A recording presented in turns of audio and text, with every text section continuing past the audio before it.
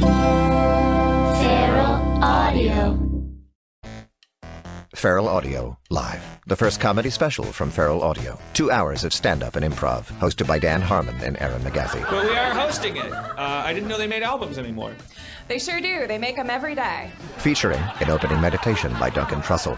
How wonderful it is to be here tonight at the Feral Audio special album taping. Steve Agee. That's f***ing embarrassing. Little Esther Puditsky. This is a dorky-ass crowd. I like it. DJ Doug Pound. Turn down for Doug. John Roy. I'd be like, I got a notebook full of jokes. And as soon as I learn to tell them without my hands shaking, I'll make as much money as a school teacher. Melissa Stevens. This is going to get real graphic, and it's recorded, so... And Brody Stevens. You gotta be ready at a Brody show.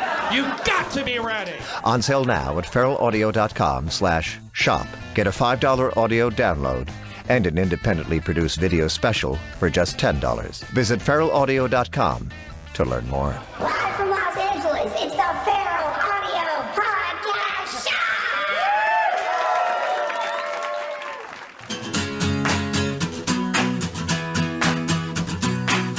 I've been a loner, a bitch and moaner, sleep on pig, I couldn't see the lion.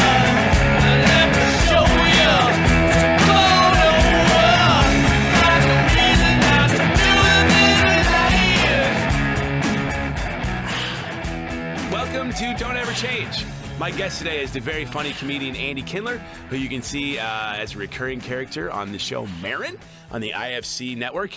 And also you can watch his numerous appearances on David Letterman, among other many talk shows that put on comedians. Anything else? Well, I always get so nervous when I hear my credits because I always think, I'm just worried about them when I hear them. Am I really that recurring? And then the other one is then the other one is I was supposed to be putting a set in there for Letterman for the last few months. How come I'm not doing? There is a deadline on that, you know. Oh, really? Yes, because he's retiring. Your gig just goes to George Wallace automatically for whoever his Comedy Store buddies are. No, because he's retiring. Oh, that's right. So there's a definite deadline. He is so like a public utility to me that I just keep putting that out of my head that he's going away.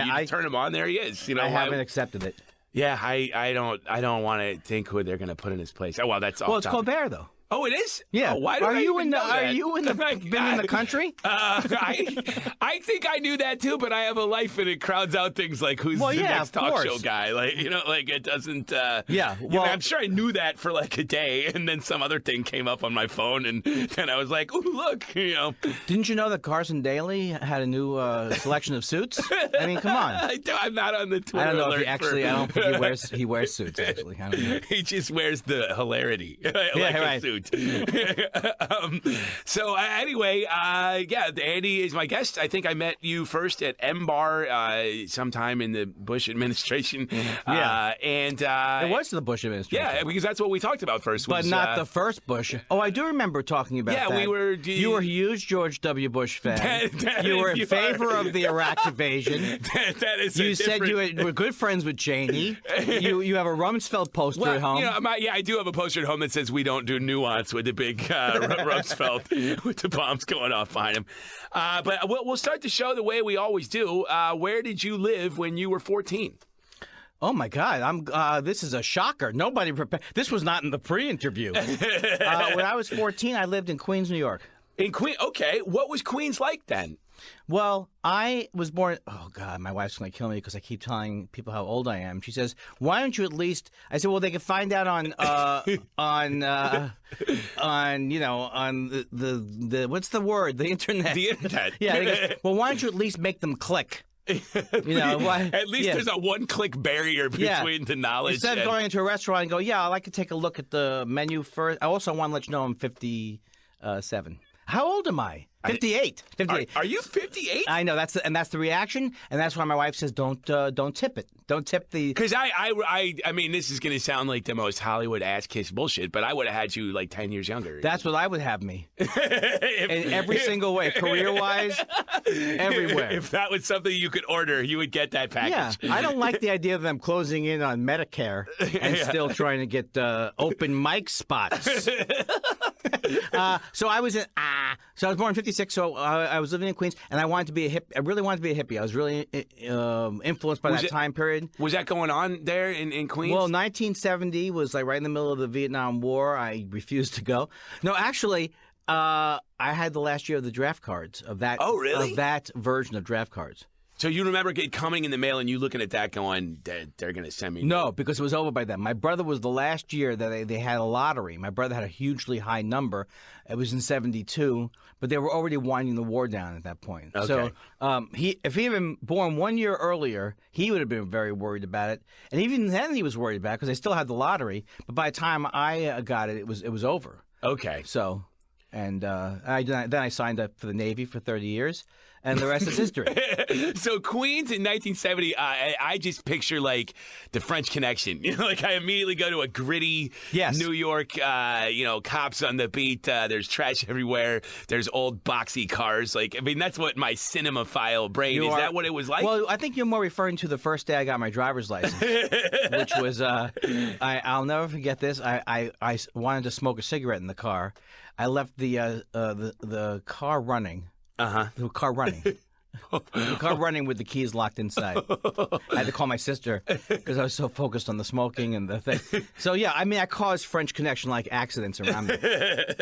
Giant cars the worst driver. into the G-trains pylons. Well, also, I was born in more of, I grew up in more of a slight little patch of Leave It to Beaver. Oh, yeah? Like, because it was Whitestone, Queens. Okay. So there was a 10-block radius or whatever where... Is that north in Queens or south? That's the worst thing because I grew up in New York and then I moved to L.A., so everything is make a left on 160th, make a right on here, go down to the... So all I know is that it's right... it's between the Throgs Neck Bridge and the Whitestone Bridge, not too far from Shea Stadium. Okay. And if you go east, that's more the island. This is like right before you get to the meat of the island. So you were in like a suburban-ish kind of home. Absolutely. It was near Bayside. It was near more suburban, more. I grew up middle class, but like more upper middle class would have been like Forest Hills or these other areas. So that's where that Peter Parker lives in the Spider-Man movies. Is that true? Yeah, he still lives there. A lot of people said that Peter Parker would move out of there.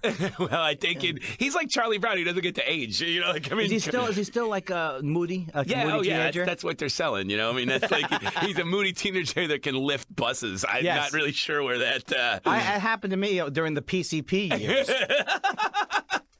So, what were your neighbors like? Well, we didn't. My family didn't like neighbors or lines at the movies or friendships in the neighborhood. It was all Italian. It was all Italian neighborhood. Were you the only non-Italian? Well, when I went to 193, why am I numbering the schools? Because that's what they do. Oh, you're going to go to 84. Oh, but how are you enjoying 87? Well, we're three better than you. Yeah. How can you not enjoy a double-digit number? I look forward to the triple-digit numbers. What was that old bit? Was it a Billy Crystal bit about the fight songs for like Go, Go, Go 162? You know, like, I don't know. How do you get proud of the... Don't remind me of Billy Crystal. Early Crystal's good. Early Billy Crystal's good. No, I'm just kidding. I don't know why am I going south on him? Well, I don't like periods to go... of Crystal, you know, everybody... I don't criticize other comedians. Yeah. That's not what I do. Yeah, it was very tight. But then when I went to 194, which everyone... That was when I went to Bayside High School. That was all Jewish people. Okay. But before then, it was a lot of Italian people. What were they like, the Italians? Hey, who wants a slice of pizza? Hey! I mean, you have to realize that when I was young, I was not a very bright kid in terms of the world. Because I don't think any kids are very bright in that age. So I don't know. It was like I had people like, hey, Mr. Renzulli. I didn't know he was Italian. I didn't know. It was just a different name. He'd be one of the Irish Renzullis. Now, was that Italian or is it Irish? Who knows, right? Yeah. Renzulli. So all those names were foreign to me. And I was just trying to stay out of trouble because I was tiny and it was a 4.10 in high school. So I was trying. Were you really? Yeah, it's very, very. I say that, but it's like there's people who are little people, and they're much. Right. And they're like, well, yeah, I would kill to be 4'10". That would be a growth spurt for me. Why did my phone just go on? Very shocking to me. I'm of the generation where the phone rings, or it's like, what? What is that disturbance? What do I need to do? What do I need to do? And why is that happening? So you had a brother? He's still alive. Why are you burying? Why are you burying my family?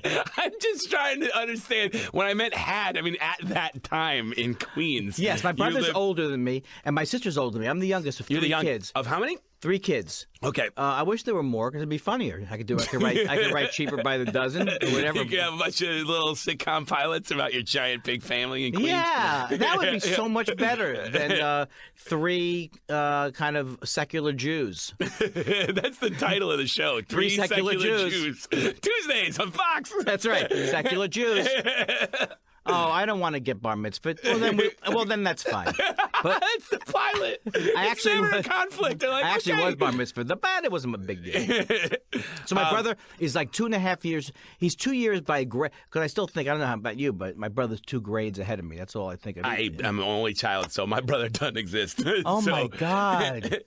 Oh, my God. Let's make a big deal out of it worse than it is. What happened? Yeah, well, my parents saw the first thing that rolled off the line and just shut it down. Your parents cut you off of a line? That's the problem right there. So did you get along well with your older brother and sister? Absolutely. I mean, my brother tortured me throughout childhood and middle years, but that's what his job was. But he was so much bigger than me that he never beat me up, like that. But he just beat me up emotionally. So do you remember an incident where you were like, "What the fuck, man"? There's some classics from my childhood. The one is that my brother would screw with my head all the time. So he would say, like, one day he'd say amongst his friends, "Oh, you don't believe in God, do you?" I go, I think I do. Oh, you're an idiot. And then the next day, amongst his friends, "You believe in God, right?" No, I don't believe in God. What are you, an idiot? Then the other thing was, he said, this actually happened. He goes, when you have your hair all nice and combed at night and you wake up in the morning, it's all messed up. The reverse is true.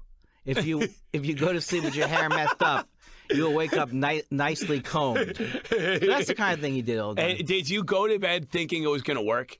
I knew that he was selling me some kind of a bill of goods. So, but I do have a memory that could work. Not that I actually did it, but that I contemplated it. Okay. Did you have friends on your block that you played with, or was it kind of just? I had friends. Yes, there were friends on the block, and I was in love with Marcy Jacobs. Okay. We were like best friends, lovers. At age 4 or 5. Okay. Which meant that we just looked at each other confusingly. And she was my best friend. She lived a few blocks away. And then but mostly the friends were from school. And I lived in an area where I could walk to my elementary school. Mm-hmm. And then there was where'd you grow up? I grew up in Chicago. Oh, okay. So you don't know about these little places like, why would you know about La Harve? You know about La Harve, right? They talked about that in Rogers Park, Chicago. Why didn't they bring that up? Hey, you got to try the deep dish pizza, and you got to head over to Queens. And you know where Andy Kindler lives? No, who could he be? I'm 12. Well, later you will know. But they had this little complex of ugly buildings called La Harve. Sorry, La Harve residents. Too soon? Too soon.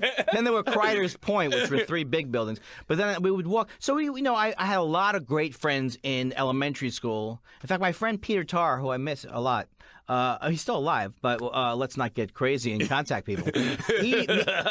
What we used to do, and this is no lie, we would broadcast the Mets, fictional Mets games together. Like that you just made up. 2 or 3 hours on a reel-to-reel tape recorder. Well, it's the bottom of the 8th inning. Any publication, reproduction, or other use of the pictures, descriptions, and accounts of this game without the express written consent of the New York Mets is prohibited. We memorized things that we didn't even know what they meant. I'm Bob Nelson.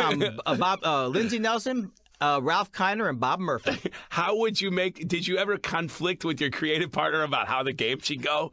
Like, he's like, wait, a home run, I think he should strike out. Like, it was before a pot came around, and it was a time period where that could just amuse us. Yeah. We were so just totally into it. Now, maybe Did you ever play him back, the full fucking 9-inning game that you had just created? No. No, I hope that there are no tapes of that.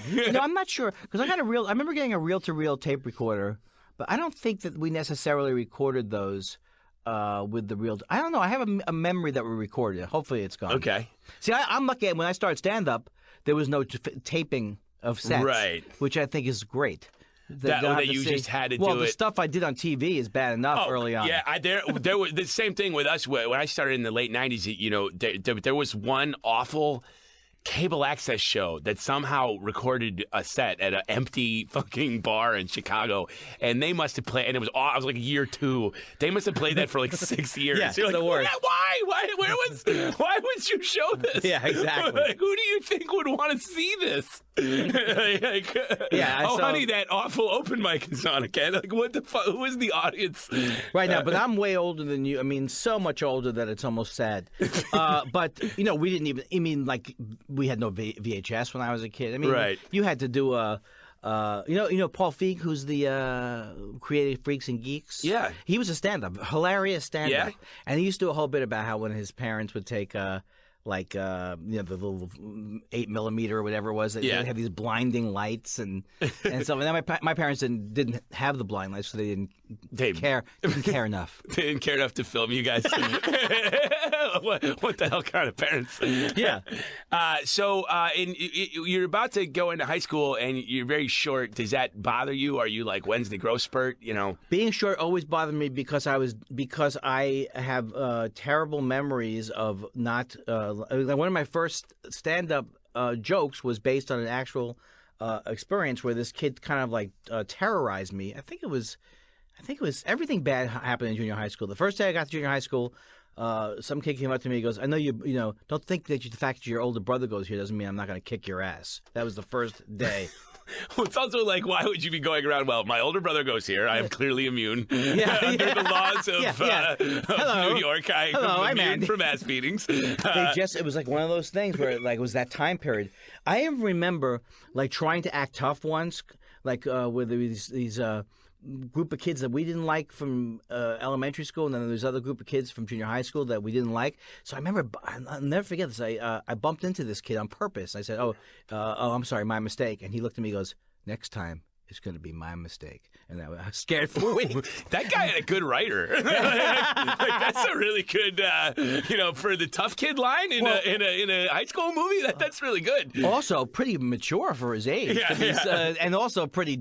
So anyway, that got to me thinking, oh, my little, I'm not tough, so acting tough. But mostly it was like this one kid said, "I'm going to kick your ass," and he kept doing it in front of these girls, and even these girls were like, "This is pathetic." But it was like the idea was, meet me at 3:00 on the playground. So the joke was, I'm not going to make an appointment to get my ass kicked. Let me see. If someone's gouging out my eyes at 2:45. We could have that back? That was the thing that scared me. I was always ashamed when I became an adult of the times that I didn't fight. Well, would people fight you? Because I would think that, you're so short that a guy would feel bad fighting you. It didn't happen. It didn't happen a lot, and I didn't go to it wasn't like in a rough situation. I grew up middle class, but there was like kids fought. It's like it was part of like growing up, and I always felt like less of a man or less of a kid. So you would back down from the fights. Well, but like you said, it didn't happen. It didn't happen that. I mean, it was that one experience. Right, like if a 5'4" kid is fighting a guy 6 inches shorter than him, right? Like, what do you? Why? What do you get out of this? Like, I did it. I did win. I did. I was also, the problem was that, which I realized later on in life, was that I'm very, my mouth. I would win things with my mouth, right? Like I could out-talk somebody or out-make fun of them. But then I realized, okay, well, there are some people, when you beat them verbally, they're not going to try and return verbally. Yeah. They're going to go right to punch you in the face. Von Clausewitz said, war is politics by other means, like that. I mean, it's like von Clausewitz was a military guy. Don't bring up any German people to me. Was he German Jewish? I don't know. Was it Second World War? No, it's before that. It's Thank God. It's like the Metternich era, whatever the fuck. So what did he say? Because as soon as you said that von politics is the the war is the continuation of politics by other means. Right, I got So you. we lost the vote, but now we're just gonna fucking shoot you. Yeah. You know, like that. So I feel like with fighting, with what you're saying about verbal combat, oh, you made fun of the guy, everybody laughed, but he goes, okay, well, we lost the preliminaries, but now we're gonna get into to the real fucking thing where, right, you know, and so that played me. Now later on in life, and since 1995, I became a martial artist, which I decided to do because I was so scared, and I even have things when I was an adult where I would say this could get close to, and I didn't want to live my whole life being scared and then you know, not defending if my wife was. So that's when and then my teacher early on said that I'm wrong to have looked at those, to even have judged those things, that I should, like, to think I should have gone at 3 o'clock. That's even the wrong way to think about it. What did he say? He said, well, you avoided the fight. So you won. Because if you, he says that, you know, beyond the shame, if avoiding the fight is always the first thing you kind of want to do. Right. And so if you can, you do. And if you don't, you know, now it'd be different if someone was like, if I had a story like, oh, someone stabbed my wife, and I was like, oh, I can't deal with it. Yeah, well, clearly I'm not going to be of any of use here, so. Like, you're on your own. But, you know, it's interesting because I have all this fear. I still, when you take martial arts, like I have taken, and I don't like to, I mean, sure, I like to take photos in my uniform and put them online. But the thing is that it's not what you think it is. Like, it's never about, if I think about getting punched in the face, it's just as bad as it ever was. When I think about it, it doesn't stop you from the fear part, but it stops you from. But it gives you skills, and so I don't try not to stay in my head, because the one time I thought I was going to get killed, just an interesting thing is like a lot of people who've been in fights say, you know, your anticipation of how bad it is not as bad as it is, even though it's bad. But when you know how that you've hit in the nose by mistake and you smell that thing. Right. Yeah, I hate that. But think about this. You bash the shit out of your head on a beam, or you... Right. That's the same pain. It's not worse than that. That's just what it is. I didn't enjoy that either. No, well, but it isn't some like, well, I must avoid that. You can't avoid pain all the time. You fucking... No. But you don't go like, well, I'm just going to not walk around walls now because I might run into them because they're going to hurt me. Yeah, you know, like, like I'm just going to never walk in a dark room because, you know, well, who knows? Right. But the thing is, it's also, what it is it's anticipatory fear. Because the one time in my life I thought I was going to die was when I was working in a stereo store, and I was held up and I was tied up back to back, and guys were speaking in Spanish. I didn't know what they were saying, and we thought they were deciding whether to kill us or not, but they were deciding whether to tie us up or not. Okay. But in that moment when I thought I was going to die, I got strangely calm. Which is another thing which makes me spiritual in a way, because I had an experience when I was like 2 years old where I thought I was going to die because I had like one of those fever things. I was yelling for my mom, and she was otherwise engaged. And then when I thought I was actually going to die, I had this like feeling of peace come over me that I've never felt. It's like just a little intimation of what the way the body works, and who knows what happens after you die. But the fact that I believe, like, the idea of spirituality is that everything eventually is going to be okay, even though something terrible is happening now. And that's what that thing about getting held up was like. Oh, it's all anticipatory fear. It's all me afraid of what could happen. So the what could have happened at 3 p.m. was bad enough that we're just not going to... Yeah, then going there and the guy hits you a couple times and some girl goes, lay off him, he's, you know... Yeah. You know what I mean? Like, that's not really a horrible thing, you know? No, it's not horrible. And the other thing is, again, like a lot of times when you take martial arts, you say to yourself, well, I'd like to test it. You know, I don't want to test it, but that's also not the point. It's like I can't cause a situation. So it's called self-defense. It's not go out and offend. Right. You know? Yeah. So do you remember ever when, the first time or a significant time when you did use verbal, funny talking to get yourself out of a physical thing? Like, do you remember that working? I think it was more like, I don't think it was more, I don't think there was ever I'm going to kick your ass, and then I was like, three Jews going to bar. It was more like... now I'm going to wait and hear the punchline. Hold it. They did? What happened when they were in there? I'm curious now. And I knee him in the balls.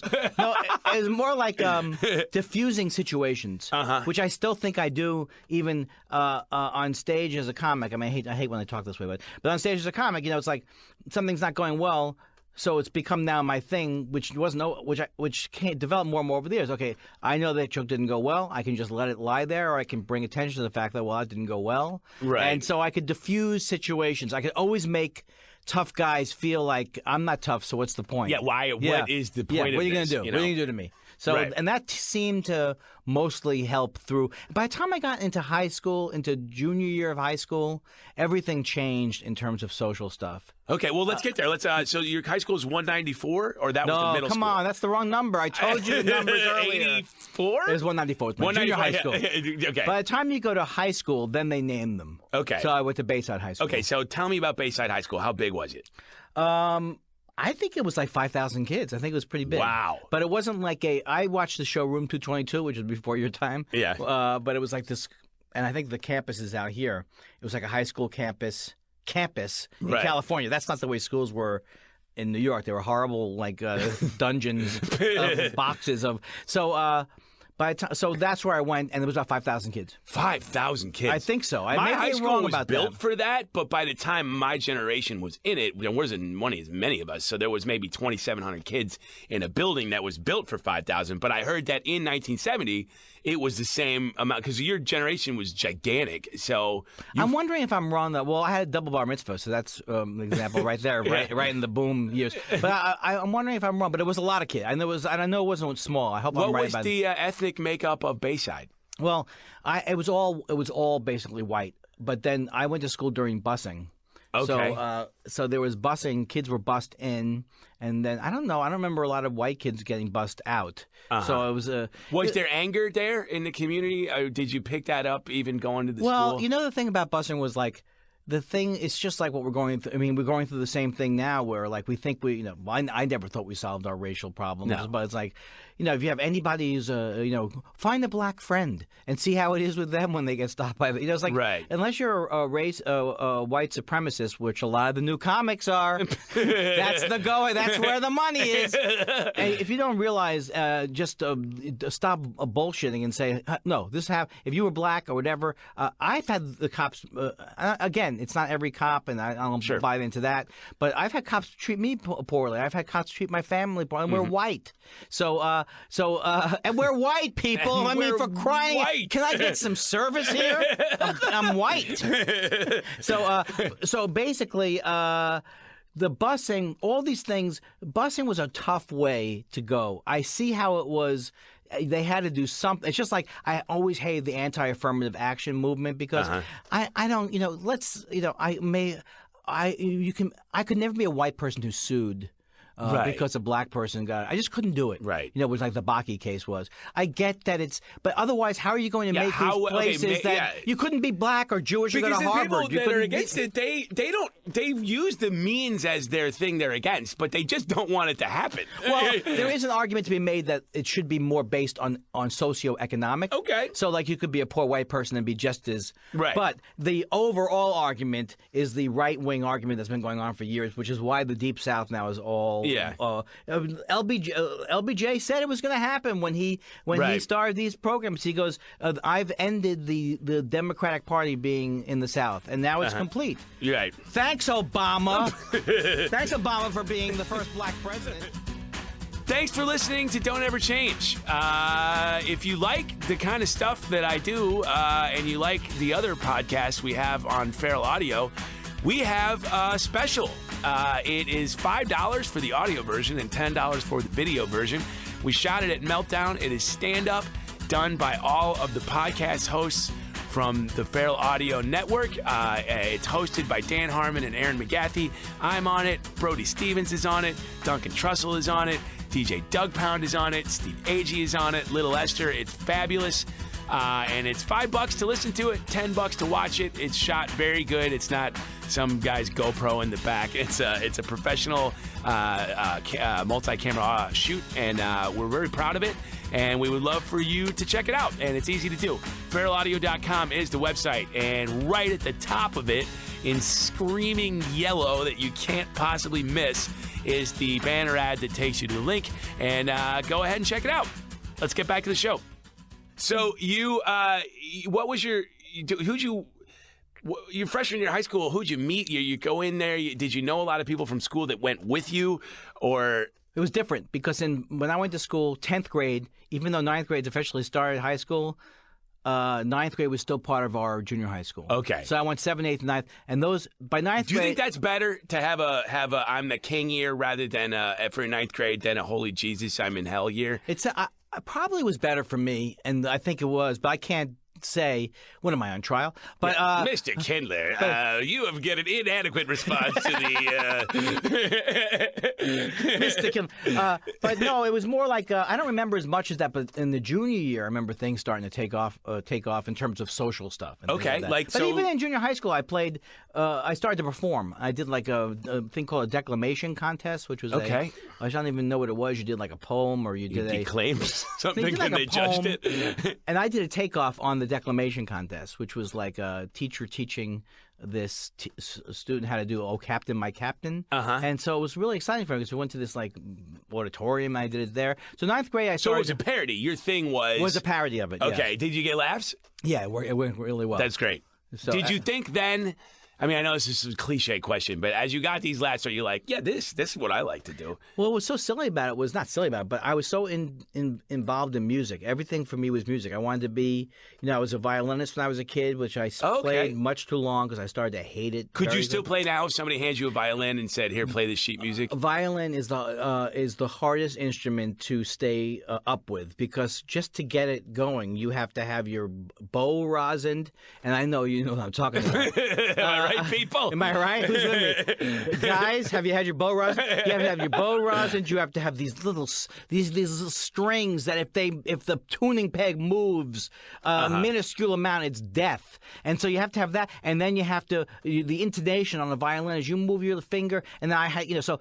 The truth is, I could, but I wouldn't be that great. But then when I was 15, I got into guitar, and then everything changed. And I wanted to be there's no musical role models in 1970 for the violin kid. No, it was all classical. All classical. Like the flute guy can at least maybe Jethro Tull is going to make this thing cool, and I'm going to be right there.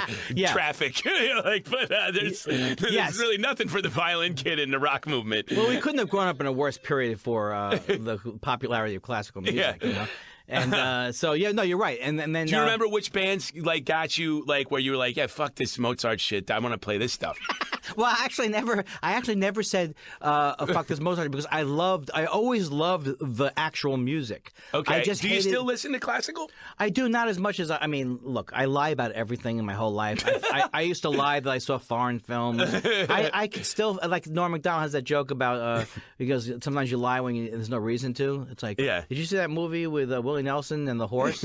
Yes. Why did I lie about that? Why did I stand to gain from that stinking lie? So no, but I am certain, like the certain people I love, like Bach, and I love Mozart, and I just love the music, but I hated being one cog in an orchestra. I hated it. I hated playing. I am 1/70th of a really tight combo, guys. And if you weren't going to be that, you had to be if I want to do something, I always want to be the best person in the world at. That was always, so to be the best person in the world of violin, I would have had to have started in fourth grade when I loved it and continued to love it. And I hated it very quickly. Okay. So, but when I got into guitar, it was more like, I was born in '56, so I remember seeing the Beatles on Ed Sullivan. Okay. My sister more. I was very influenced by my sister. She was 5 years older. But yeah, it was all that music. I had Elton John's Tumbleweed Connection in 1970. I had Chicago, which I don't listen to as much. Those early Chicago records are good, though. They don't suck until about 1978. Right. And then I remember loving Blood, Sweat, and Tears. I had these seminal. I had Waiting for the Sun by The Doors. Sure. And then I loved Crosby, Stills, Nash and Young. And then that still sounds great now. Like, I got into Dylan. I got into Dylan in like what's your favorite Dylan? Everything. I'm basically I think Blood on the Tracks in a lot of ways is my favorite album. It's so depressing, though. I mean, it's great, but it's like my wife. It didn't work. The end of record. No, because some of his stuff's like Mr. Tambourine Man to me is about LSD. So a lot of it's about very soaring. Of course, it may not. Were you doing that stuff? Because you find well for insurance purposes. I can talk to you about the character of Andy Kindler.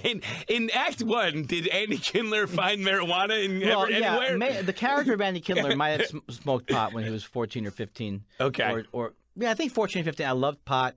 Yeah. And the character of Andy Kindler might still enjoy that. Yeah. And in the setting of California where that is legal. But when I went to school, it was a party school. So we were and I love, this is one of the reasons why I cannot stand the anti-spirituality movement and the fact that people think I don't want to get into the whole thing, but the people think that because they're atheists that there's something scientific about it. The truth is, there's no science in atheism. Nobody knows what's going to happen when you die, and nobody knows about anything. But I remember that's what my act when I talk about being an agnostic. I go, well, we're in a tiny corner of the universe. We've never seen the rest of it. Have you ever seen a map they made of North America when they'd only been to Florida and the coast of Maine? Yeah, it's mostly pictures of monsters. Yes, it's like a fourth grader's notebook. Exactly. The guy's like, fuck, no one's going to Kansas. I'll draw a T-Rex fighting a vulture. Who gives a shit? Agnostic to me is a normal way to be. Well, yeah, because how the fuck do I know? But I had experiences, and I was very influenced by Ken Kesey and the Grateful Dead, but also the Beat.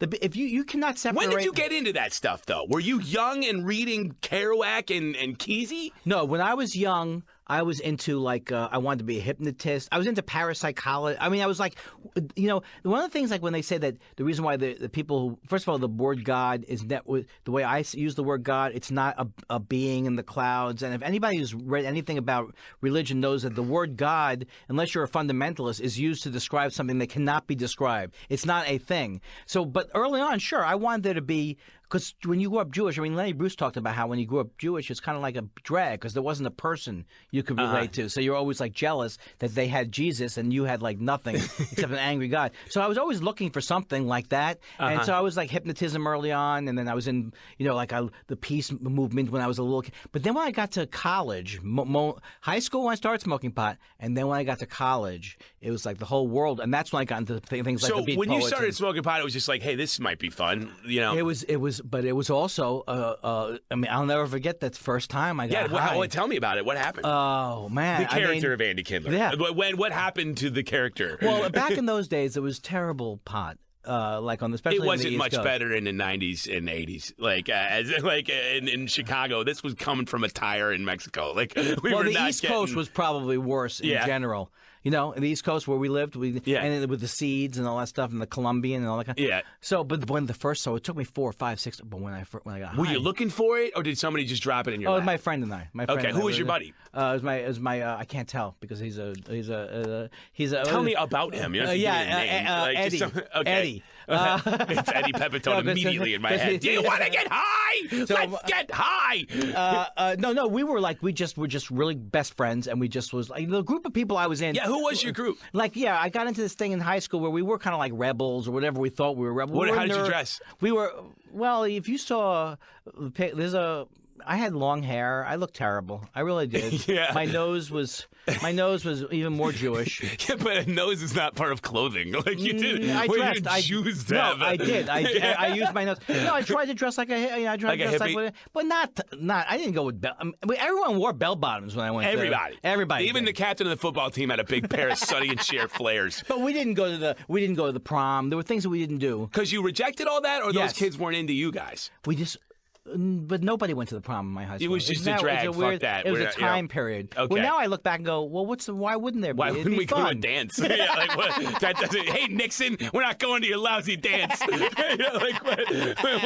Oh shit, we got to change things. They're not going to the prom. So I remember my friend and I were like, oh my God, this is the greatest chicken I've ever. We started to eat a chicken from the refrigerator, and it was just How much did you smoke? Did you kill the whole joint or whatever? When it first kicked in, I remember it was probably half a joint, and then that just started this whole thing where I just felt between my friend and I that we were connected on this real spiritual path.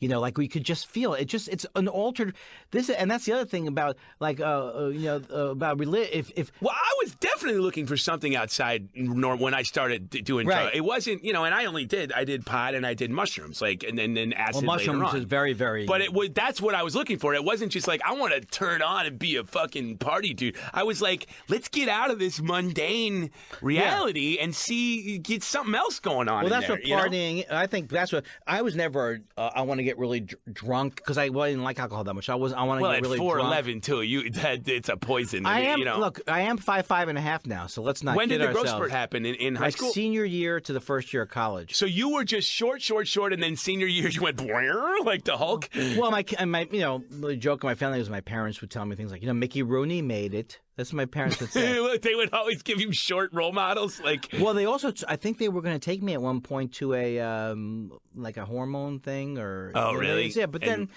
like at 5'5.5", like my friend Boris Hamilton calls me Cinco de Mayo.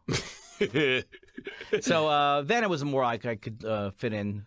But I never liked drinking. I never liked. Okay. I mean, no, it's not that I like drinking. I like the feeling of getting drunk, but then I would get tired. But I never liked the rowdy, let's kick ass partying. I always preferred the let's break on through to the other side. So, do you remember where you bought the stuff? How did you get it in 19? My friend got. I don't. I used to joke about. I did joke about how if I ever I don't have one of those cards, so because I'm afraid of everything. But if I ever run out of pot, I buy I buy 8 pounds. So I'm afraid. Like when I was a kid, I used to go to the schoolyard. I can't go there at this age, my age. But we went to the schoolyard. We used to go to the schoolyard. And I remember when I first got high, immediately understanding that's why the Beatles sound like that. Like, like all those, that's why the cover of Rubber Soul is they're all, like, right. Now I get it. Or Magical Mystery Tour. Sure. I mean, I saw that movie in an altered state. And in that movie, they go from the left side of the bus, look at the left side of the bus. And it's normal, and look at the right side of the bus. It's like, Bill Hicks did great material about how you cannot separate drugs from all the greatest music. There's no other reason to sound like that except you are replicating, an altered state. That was a immediate oh shit, now I get half the world, because I had listened to Magical Mystery Tour when I was 4. My mom would put it on and I would listen. I'm like, you say goodbye. It's like those McCartney things are almost like children's songs. So then I remember she would put on Mean Mr. Mustard and like a kid song anyway. But then, I go through all of life, then I smoke pot, and then I put those albums back on, and I'm like, oh, that's what I didn't get at 4. Right. But even at 4, it's like I never listened to lyrics when I first listened to songs, because and then I find out what they are later, because I'm trying to have an experience that goes beyond the and the that's story what I think, of JoJo going from Tucson to California. Who gives a fuck? And even when he wrote those, I mean, like Lennon or any of these people, when they wrote songs, they were like, a lot of songs are written from not a linear standpoint. They're written from some other standpoint, unless it's like... Well, Dylan would cut the verses out and then move them around the floor and then just make that the song sometimes. Well, it's interesting you say that, because the cut and paste thing, which was William Burroughs... Is it William Burroughs? Burroughs, I think. That's how Naked Lunch or one of those books were written. There's a whole... I forgot what the name of that movement is, where they take out... he discovered it by taking pieces of newspaper and putting it together and making a greater reality that way. It's just like screwing around, just any way that you don't, because I'm a singer, songwriter, guitarist guy. So, and it's so hard for me to write songs. I'm so jealous. Did you play music then in high school too? When you got rid of violin, did you then, once you had your guitar, was it just you in your bedroom, or did you get a band? No, I was in bands. In bands. What were your bands? Well, in high school, we did a thing called Sing. I don't know if you know what that is. I don't. It's each grade does a production. Okay.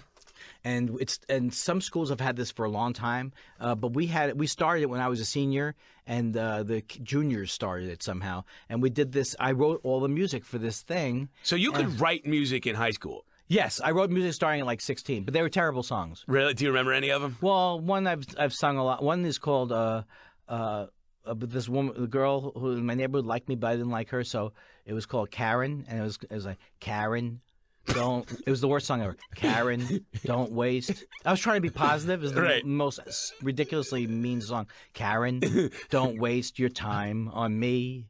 Karen, can't you see? You need someone who will help you be strong. You need someone who will help you belong. But Karen, that person isn't me. Well, you really made a convincing case for her to never talk to you again. To jump off a building. I was in a band called the Simplistics with an X, and were there also No, there were like, what was? No, there never was. Like we found the one. You play music too? Yeah, I played in bands in high school and college, and right after college, and then finally. I like that name. Yeah, the Simplistics. And then because we were, I'm like, let's just shine a light on it. Like, but that is a good name. Thank you. But the band was not good, but the name, Yeah. And I was into the Who, so I drew the X with the little arrow coming out of it. I don't know why. But we had a song called called "Where Did Our Love Go?" And I remember the big moment where our singer went, "You used me. You infected me. You confused me. You rejected me." And I was like, wow, that we thought we were, wow, look at that double rhyme in there. Like, Right. We really, but all those songs are like the weenie musician boy doesn't get the girl part 8. You know, like that's all the high school lexicon of songwriting. And then when you think about that, we were doing that, and then meanwhile the Beatles were almost the, you know what I mean, like right, with the same formula. Well, because me and James Adomian were playing the Rolling Stones early singles on vinyl. We listened to a ton of it, and James goes, every one of these songs is just Mick Jagger going, "Oh, you don't like me? Well, fuck you, bitch." And that's like for 10 years. He doesn't get it out of his system. Stupid Girl, Under My Thumb, 19th Nervous Breakdown, Play with Fire, Heart of Stone. Every one of these songs is just Mick going, "Well, fine then. Well, fuck you. I'll write a song." Well, you know what's so weird is like the thing is that unlike stand-up comedy, which I think is a counterintuitive to the way the media or whatever the culture tries to celebrate youth.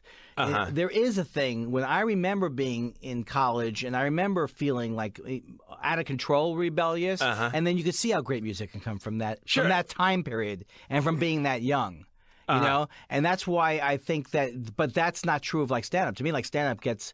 Except for certain exceptions, like Chappelle, who was like amazing when he was. Yeah, there is an occasional, but mostly it's the other way. Burning star that just appears, you know. But mostly you get better. Yeah, because you start understanding. Well, because stand-up's about pointing out bullshit, so you're gonna see way more bullshit the longer you, and then you get a perspective on what's bullshit and what isn't. And, yeah. You know, and you can't do that at 20. I mean, people go, "Aren't you sad you didn't start till you're 23?" I'm like, so what? So I could have done more dumb jokes about Atari. Like, I fucking didn't. What the fuck was I going to talk about at 19? Like, boy, I hate the new fries at Burger King. Am I right, people? Like, what? There's no. And I was 28 when I started. So I thought it was ancient when I started. So when you were in music in high school, were you thinking like, this is where it's going to be for Andy Kindler? That's all I wanted to do. Yeah, I was exactly the same. I wanted to be, and I was because it'd be very hard to grow up in that time period and not want to be a musician. Right, because you're not an athlete. You're short. You're not gonna. There's no reverse basketball where you win. I wasn't a star short guy. No, no. You're right though. Very quickly, I learned. In fact, I remember when I was. That was another embarrassing thing. Was I was actually a good receiver, and I could get around. Like I could avoid. We used to have a game where kids would try and tag me, and I could avoid them. So I had a lot of movement. But then I got so scared by the environment of the tackle football, and I was so embarrassed that I didn't continue, and I'm so glad I would be dead. Yeah, they would have just been like, well, Mr. Kindler was going to be a comedian, but the concussions. Yeah, I would have concussions in the locker room, putting my cup on. So, did you also think? Let's just start with this. What about girls? Was there any? Anything going on with girls? I wanted aside from Karen, who clearly was dissuaded. Well, I think I lied about when I lost my virginity, because I think it was in my 40s. But I used to say it was like everything I used to lie about. So the whole thing. I always wanted. I loved girls from what I never forget. Like in 6th grade when we were going through puberty, or 7th grade, my friend and I were like, oh, it's just like. We didn't know what it was like. We knew we wanted to do something, but we didn't know what we wanted to do. Right. I would like to really. It was confusion. There's something in there that I want, but I don't know. But I was terribly awkward, and I Really? was terrible in relationships, and I was. It just was bad. Did you have high school girlfriends? I did. Yeah. How did you meet? I was I don't want to toot my own horn. No, Toot away. I wasn't like a. I would consider myself like a geek in the freaks and like a freak. What's it? The Geeks of the Freaks and Geeks was the show, and it was like the freaks were James Franco and the Burnout Kids, and the geeks right. were Well, I wasn't James Franco, but I was more of a nerdy kid than I was a jock, obviously. But I was not a nerdy nerd. You weren't socially nerd, because that's what I think people don't get when they're like, "Oh, were you a nerd?" I'm like, well, I liked nerdy things, but I wasn't in the back going, "Actually, that was Avogadro's number." Like there's a difference between like a socially awkward person, and someone who likes Star Trek. Like that's. Well, not... I was socially adept. So by senior year of high school, I was very so I think I was also very had a good line of bullshit with women too. Do you remember what you would do? I've always been that way. of always appearing to be not like the other guys. Oh, how could they do this with their sleeping around? You would become overly, oddly righteous. Yeah, to be like, I was these always other very, yeah. people. Let me tell you the subset of people who are not like these guys. It includes me. Yeah. If you want not this, then you have me. Yeah, so I was always good at that, and I was very, the girls liked me for that reason. Did the band help? Did people come out and see you guys? And not in high school, but more. Well, the thing in that sing thing I was telling you about. Yeah, okay. So I'm sorry, I cut you off that whole thing. No, then it's not that big a deal. So you wrote the music, and where did you perform it? For the high school. So it's a competition. Okay. So the juniors won. How long was the show? Like about 45 minutes. So 45 minutes of straight hour. songs you wrote. No, it's more like a play. It was a bad play. Oh, so there was a book and as well as I lyrics. wrote all the thing. It was like these guys working on an assembly line, and then there's one guy's like a joker. Okay. And they were all like, "Why are you joking? We have to make these widgets." And he showed. It was very much like Footloose. Okay, like but not as good. Rock and roll rebel on the factory floor. Not as cutting edge. But then when I got to college, then everything opened up, and it was all these acid and mushrooms, all these different things. Then it was more like I was in band, a band that was actually fairly popular at the school. Yeah. What were you guys called? I was never in a band that had a good name. I've been in a band. I will confess the worst band name I was in if you will tell me. College was called Silver Dagger. It was a line from a Joan Baez song or something.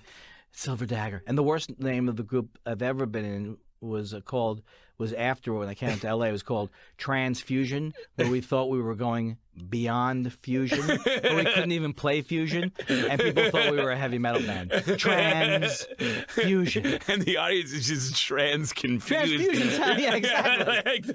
The worst band name ever. My final band because I got to that point where it was like I'm actually getting paid comedy gigs, and the money just goes to me, and I don't have to argue with four hippies about the $500, and I don't have to pick up a bass amp, which for some reason has a white dwarf star in it. Like I don't know why the bass amp is so fucking more heavy than the other shit.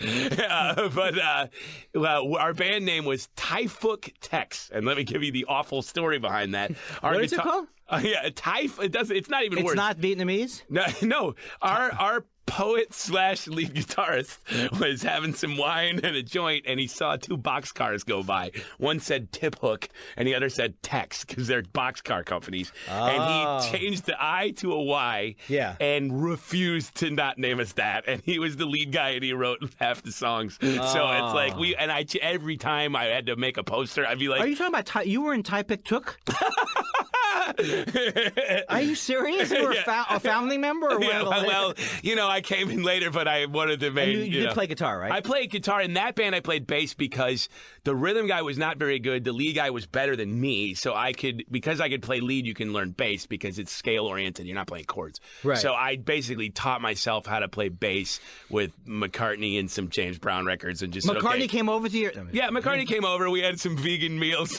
We smoked some weed, and he taught me how to play the bass line of Paperback Writer. Did you play with your fingers? Or no, I played with a pick too, right? Yeah, I play with a pick. My favorite bass player was John Entwistle, and he would alternate sometimes with the finger. And then John Paul Jones played with a pick, so I was like, all right, I'll do that. And also, I knew that to learn proper fingerstyle, which I still feel deficient as a bass player because I can't play fingerstyle, because I can't play like James Jamerson or, I can't bootsy. But there's some great bass players who play with I know, but you still feel like a second-class citizen because you don't do it the quotes right way. Well, finger picking, I can rudimentary finger picking either. I can fake it. I've got little bullshit, but it's not a real claw. Well, I like I enjoy a pick. So I was just like, I enjoy a good pick. I got to tell you.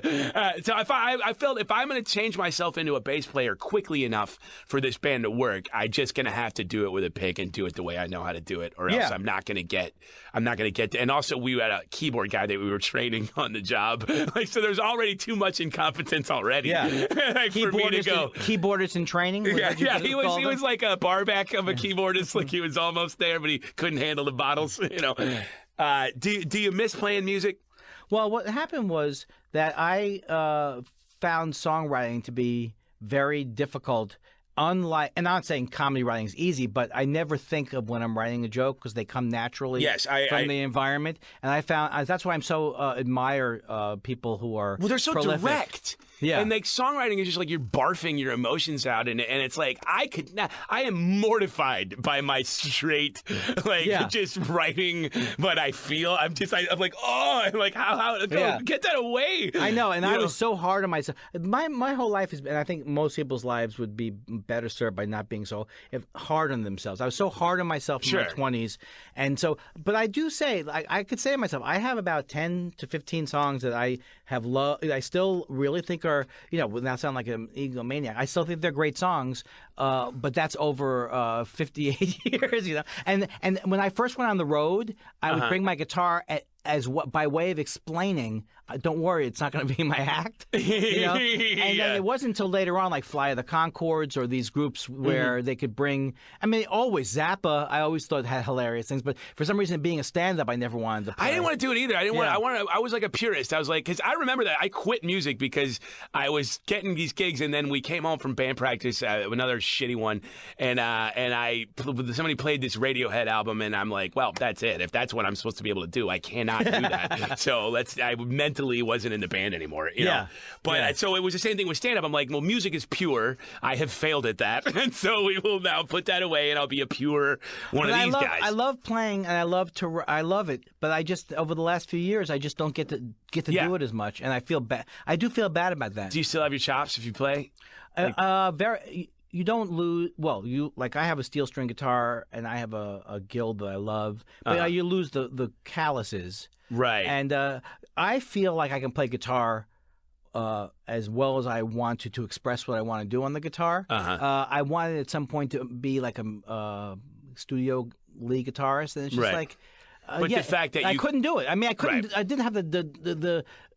Anything I do, I always think I want it to be a masterpiece. So I could say to myself, I refuse to admit to myself that if I didn't put 12 hours a day into it, that I couldn't reach that level. But it's ridiculous. I don't have the love for it. So, So do you feel it was a 5,000 person high school? Do you feel that? Did you have any connection with the team? Did you feel like a number, I can't. That's so many people. Yes, it was very.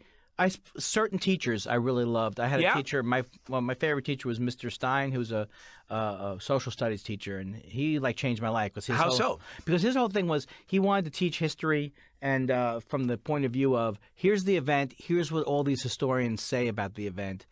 Now you decide what the truth is. And I thought that was it opened me up to the world, because it wasn't like this happened. His whole thing was in 1862, this happened in the Civil War.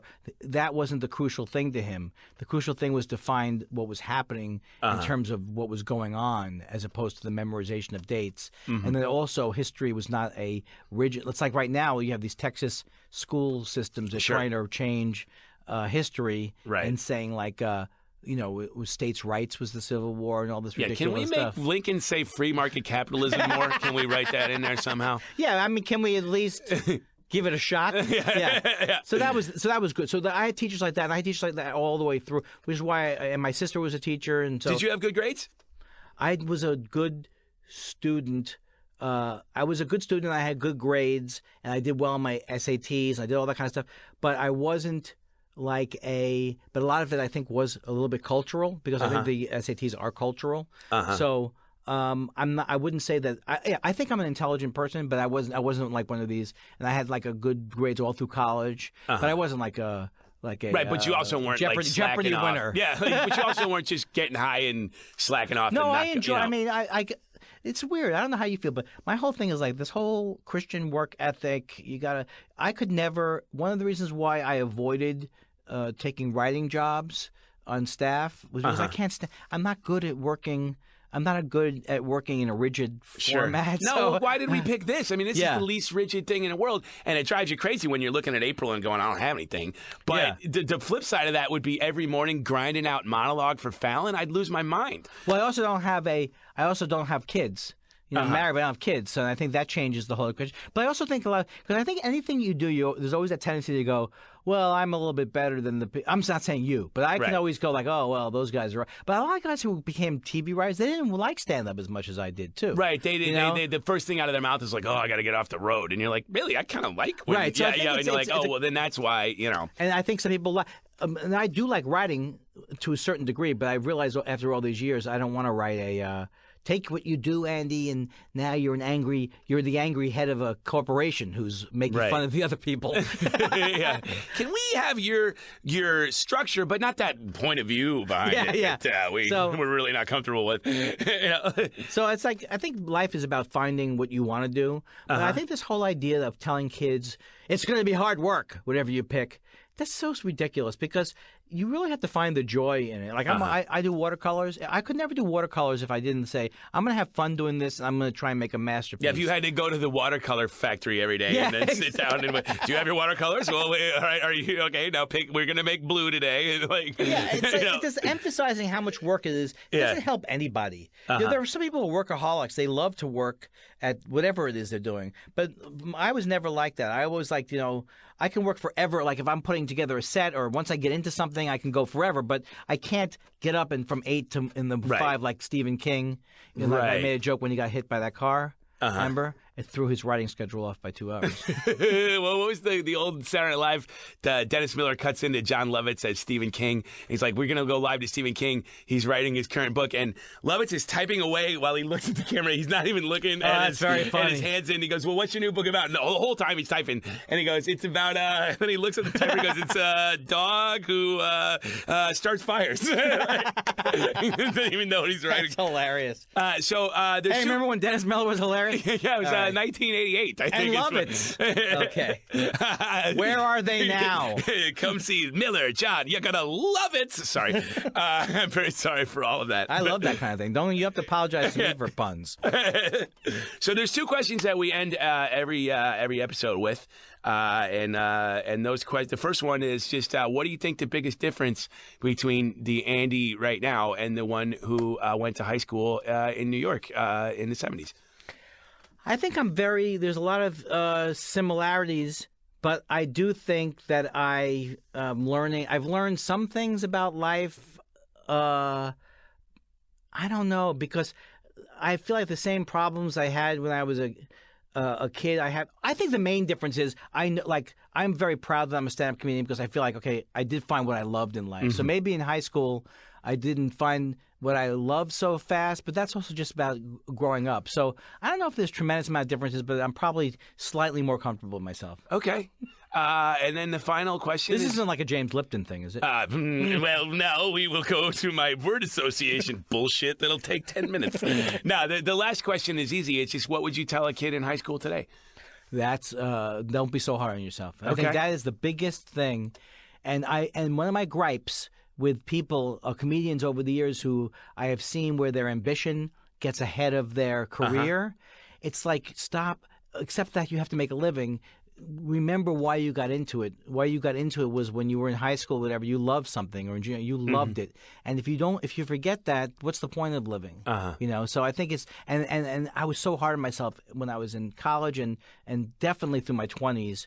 It's like, try to be less hard on yourself. Try to give yourself get off your own back. That's it. You said it better. I'm a good punch-up guy. I like to tag your life. Well, thank you very much, Andy. And what would you like to tell them to watch or listen to, or anything you'd like to plug? I would like to plug things if they were coming up. I don't think I have anything. Oh, I have this. It's just I am coming out with an album. Well, it's not going to be on vinyl because I always think if you should buy stand-up on vinyl if you're not going to listen to it.